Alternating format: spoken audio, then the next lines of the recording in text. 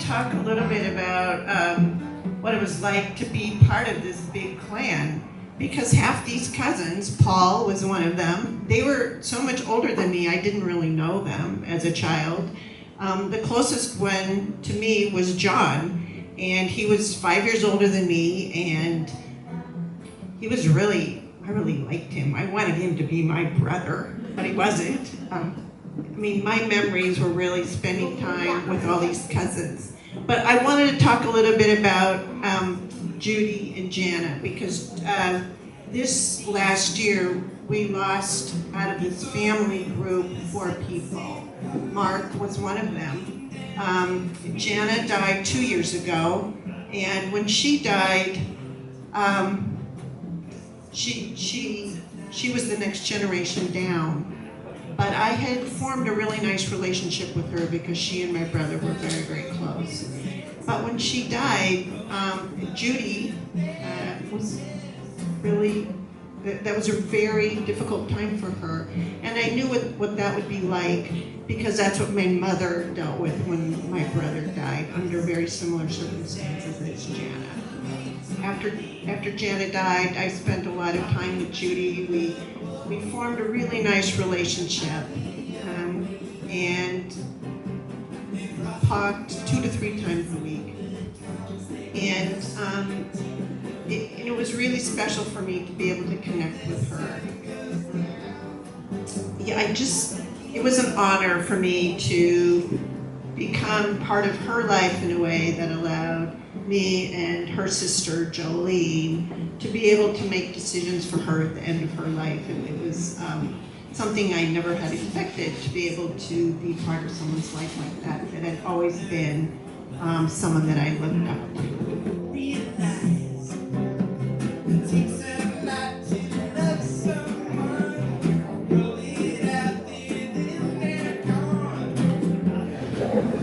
My name's Andy. I'm Bruce and Mark's nephew. And Bruce wasn't really known for his politics necessarily. Wasn't a huge political actor always, but year 2000, we were here in this very building, and I came here to vote. And my Uncle Bruce comes in, saddles right up to the voting station next to me, and who are you voting for? I said, vote for Nader. So I doubled my vote for Nader that year. Thanks, Bruce.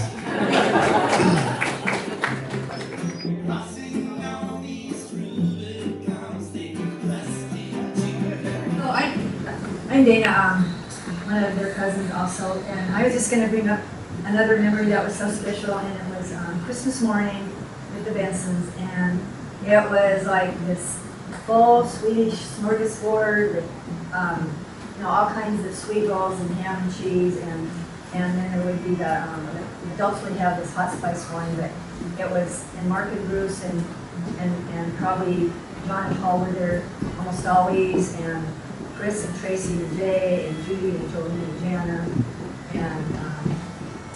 and good times up here all the time. Just special memories of the Blouse having horses and cows and trying to ride a calf, and John or Paul would put me on the back of a horse and they'd sit in the saddle and hanging out for dear life.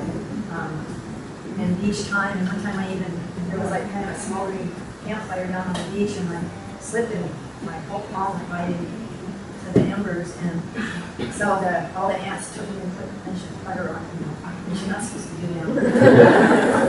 Anyway, fun playing in the barn and the hayloft, and just such a good time.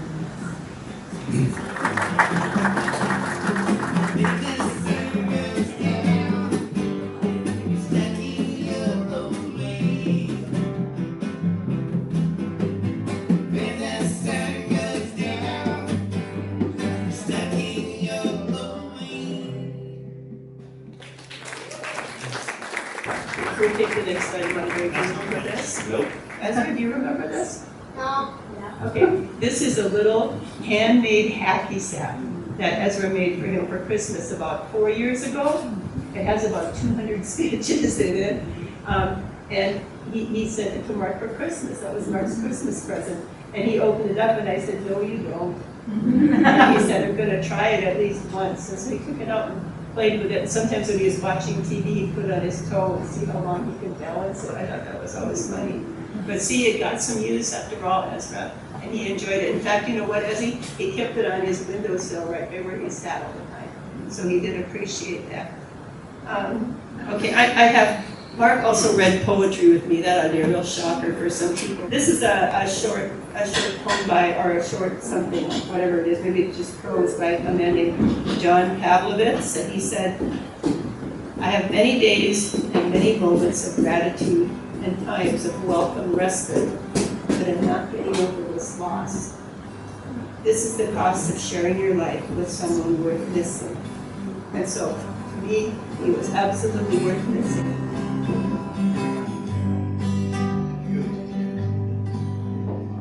Well, he was a tall young oysterman, lived by the riverside. His shop was just upon the banks, his boat was on the tide. The daughter of a fisherman who was so straight and slim lived over on the other bank, right opposite to him.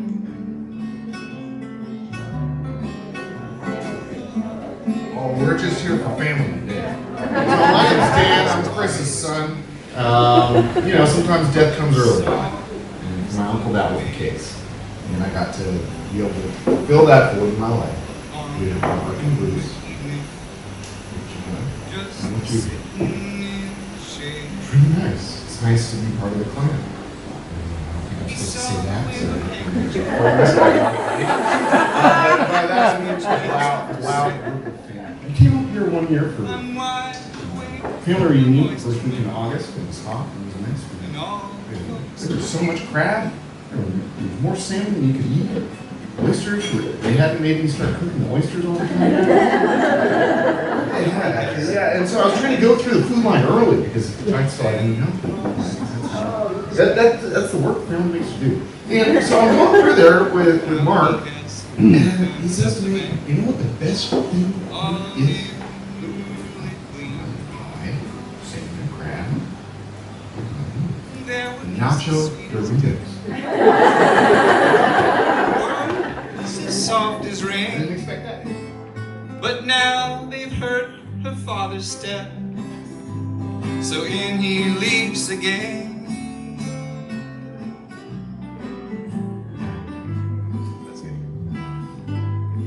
Out spoke the ancient fisherman, oh, what was that, my daughter?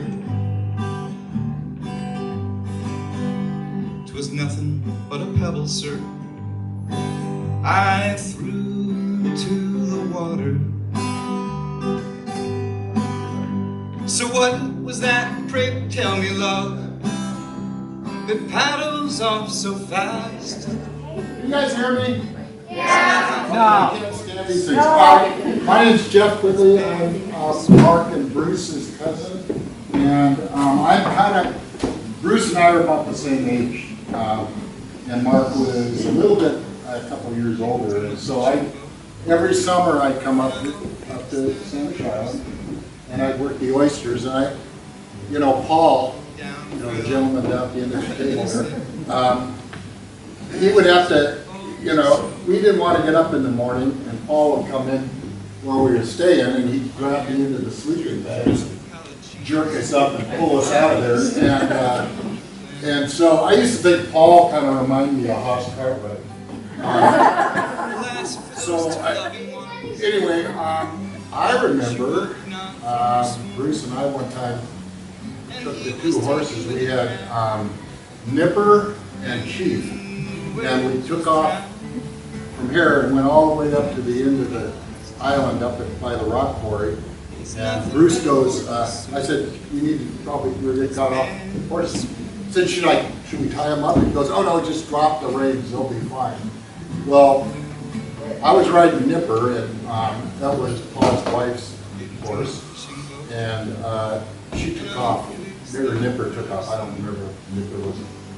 So Bruce took off after him, and I'm standing there in the middle of the court, and I was like, what the hell? So I walked probably 2 miles before finally Bruce came back and got me. But anyway, where's Wendy?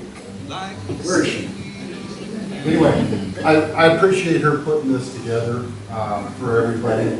So I'm really glad to be here today. It's nice seeing all these young kids, except for this one, Spider-Man. But it's nice to see all the energy around there and the kids. And I hope everybody has a great, safe summer. Stay healthy. Thank you. I want to sneak in a Bruce story. He's not done enough talking for one day, but Bruce and I had a weird relationship. Sometimes it seemed like he wanted to do the right thing for people, but sometimes he had a little cloud over him that made it not work out so well, and it was kind of consistently that way. And he wasn't a bad person, you know. He just sometimes messed up. He was really a genius at a lot of things. He loved any new invention you had, any new little device or anything that you had. I remember once that we went for a car ride with Mark, and when he came back, he had reset all my radio stations. And I couldn't even figure out how to do it, so it was so funny. But there's a story Mark told me once that made me laugh, and I don't have anything bad to say about Bruce, but he was a very impressionable young guy, right, when he was a teenager. He was a freshman in high school, which is a really vulnerable time for men, you know. You're kind of having to make your mark in the world, you want to be cool and have people view you that way. And a hypnotist visited the high school. So all the high school kids got to sit in the auditorium and turn down the lights and have this guy in a big spotlight. He asked for a volunteer, and a guy comes down and he hypnotized the man, right? And he was doing this mesmerizing behavior. And he said, no, when I wake up and snap my fingers, he said, crow like a rooster, right? So they waited for a minute or so. It was deadly silent in the auditorium. He goes, and you hear, cock-a-doodle-doo, and it's Bruce way up in the audience. And when he realized what he heard, he was just like, oh no. So embarrassed. Anyway, that's my story about Bruce. Anybody else? Well, this is a sort of a story about Bruce. Unfortunately, he didn't get to have his birthday all to himself. He shared it with his older brother, John, and he shared it with his 2 aunts, Jo, my mom, and Jan, Dana and Beth and Jeff's mom. And he also shared it with his grandfather. No, his grandfather. Yeah, our moms had the same birthday as their father. Yeah. So he never got his own birthday. But I don't know if he ever complained about that.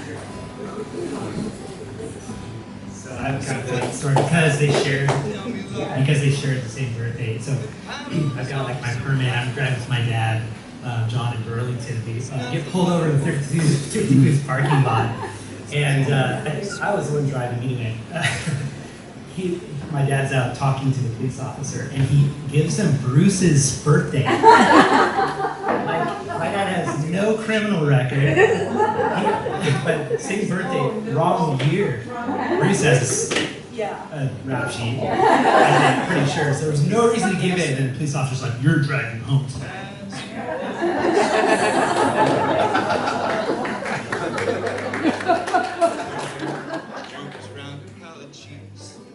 Like seaweed on a clam. Alas, for those 2 loving ones, she woke not from her swoon, and he was taken with a cramp, and in the waves was drowned.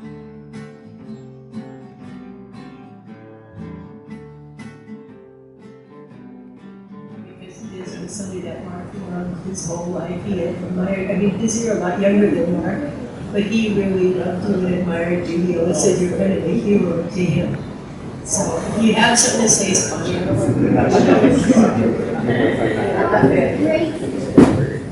Yeah, my name's Biz Shipley. I arrived on the Blau farm in 1975. And Mark and Bruce were grading oysters at this time. And I was 14 and a half years old. They were 10 years above me. But being that I didn't have a driver's license, Bruce did at this time.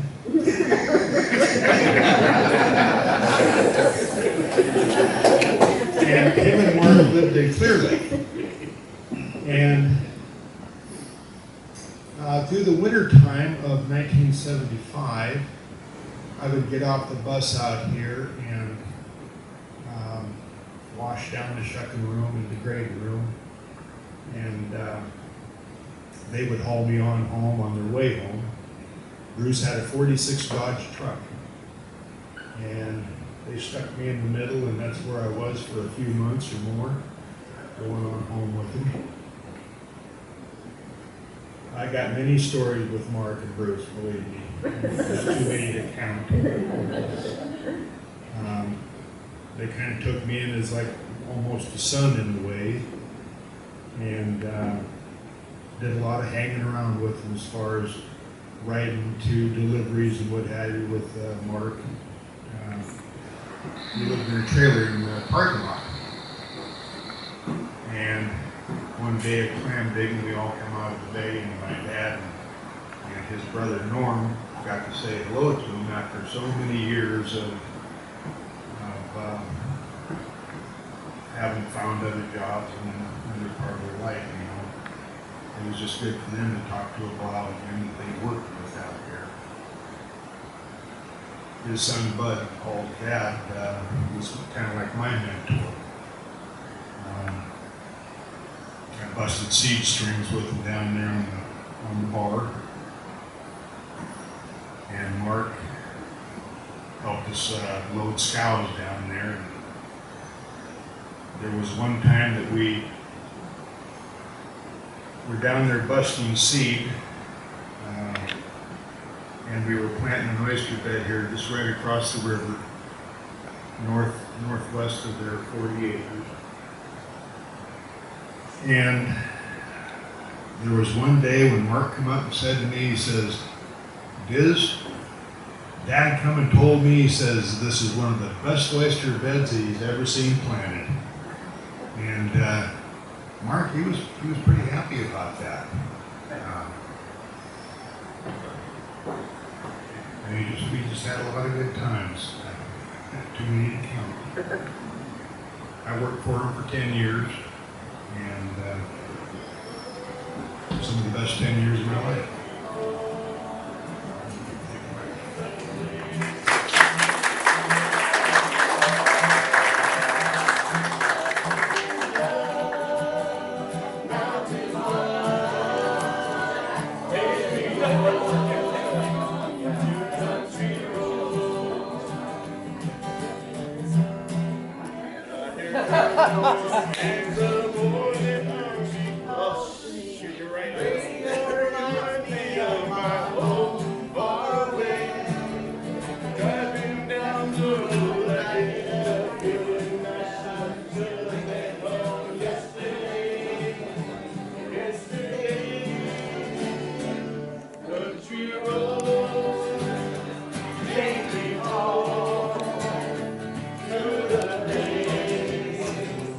I've been alone.